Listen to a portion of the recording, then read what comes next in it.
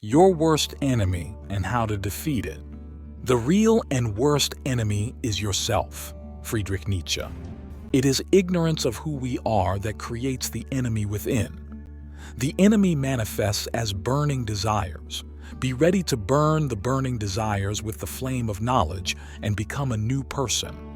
And indeed, how could you become new if you had not first incinerate the ignorance and become ashes? The burning of the false self, based on ignorance, will reveal your true self. If you know the enemy and know yourself, you need not fear the result of 100 battles. We need to recognize and contain our enemy. The enemy is our false, socially created self. The enemy, the ego, is pouring about 50,000 negative thoughts per day in our consciousness. Some scientific psychological estimations claim that we think up to 65,000 thoughts per day, with 80% being negative thoughts. Even though it is an unpleasant situation, some negative thoughts are beneficial because they arise out of the survival instinct. However, since these thoughts and emotions are automatic and we have no control of them, so we are doomed to suffer. So, our greatest enemy is the false self-concept working unbridled in the DMN. That self is the self created by our society and environment. It is the ego created by society.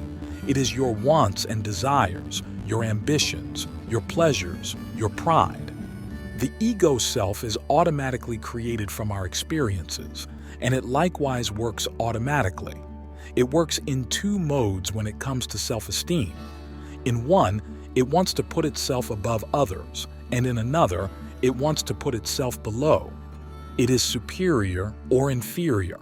It cannot operate on a healthy level and understand that all human beings have been created equal. So our greatest enemy is our ego, that can never be wholly defeated because it is part of us. But when we recognize it and learn how it works, we will be free from its constant sabotages in our lives. The ego self has been created as thoughts and a narrative story in our minds. Social conditioning. According to psychosocial theories, ego development is a result of interactions between individuals and their social environments. Where does the egoic enemy self resides in the brain? The default mode network, DMN, is a critical area of interest in understanding the ego. The DMN is a network of brain regions that is active when a person is not focused on the outside world and the brain is at wakeful rest. The DMN is a network of brain is involved in functions such as daydreaming, thinking about others, thinking about oneself, recalling the past and planning for the future. The reason that our ego self-concept has turned into our enemy is that the construction of our self-concept in the DMN is largely an automated subconscious process. We don't actively sit down and build our self-concept brick by brick.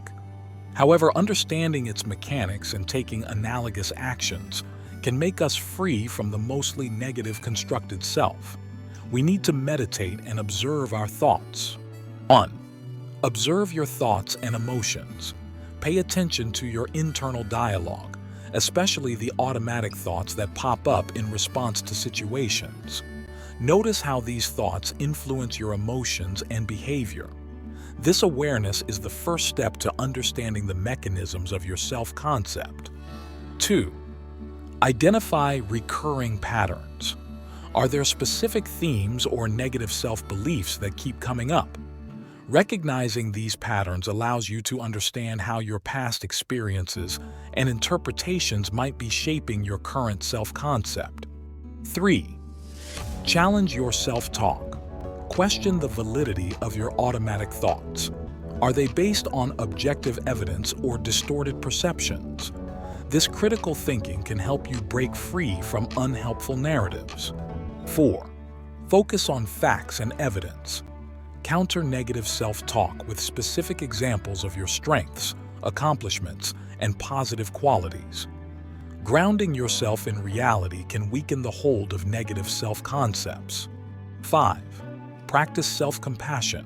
Be kind and understanding towards yourself, even when your self-concept throws out negative thoughts. Treat yourself as you would a friend facing similar challenges. Meditation is like walking alone in a forest. Surrounded by silence, you begin to notice the whispers of the forest appearing in your consciousness. These whispers are the suppressed voices within you, waiting to be heard. In the dense woods, many hidden creatures lurk. These creatures are the fears and doubts that hold you back, which you need to acknowledge but not emotionally react to them, and they will weaken and disappear. Like a heretic challenging established beliefs, you question your doubts. This process is painful, but necessary to discover your authentic self. Ask, to whom this thought appears. You will realize that the thoughts arise for nobody. In the forest's heart, a witch's cauldron bubbles. It represents the transformative power of self-awareness, brewing the potion of self-acceptance. When thoughts arise, keep bringing your attention back to the present. You approach the cauldron, seeing your reflection in the swirling liquid. Slowly, your mind will slow down its thinking, and you will start seeing your true self being in the awareness of your existence. This reflection is the first real glimpse of your true self. You continue to meditating, realizing that the journey to self-discovery is never-ending. Every day presents a new chance to learn more about yourself. The path takes unexpected turns, leading you to unexplored areas of your character. These twists and turns make the journey more enriching. You encounter a mirror-like lake.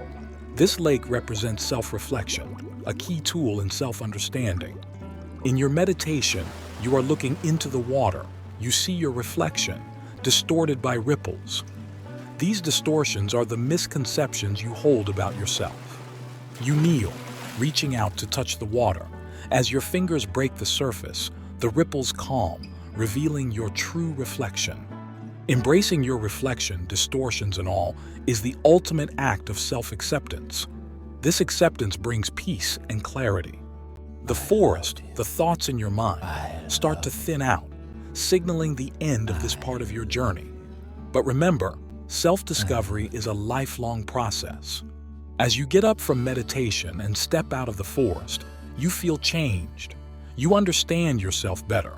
You've faced your fears, embraced your doubts, and discovered your true self. This journey is not about becoming a new person, but revealing the real you, hidden beneath layers of fear and doubt. It's about observing your thoughts without judgment. It is about accepting yourself with all your imperfections. Remember, the worst enemy you can meet will always be yourself. But if you understand your enemy and you don't react to the enemy, you can turn it into a powerful ally. So, begin this journey to self-discovery, to uncover the divine truth within, to become your own best friend. Because the love and acceptance you seek lies within you. Remember, the journey is never over.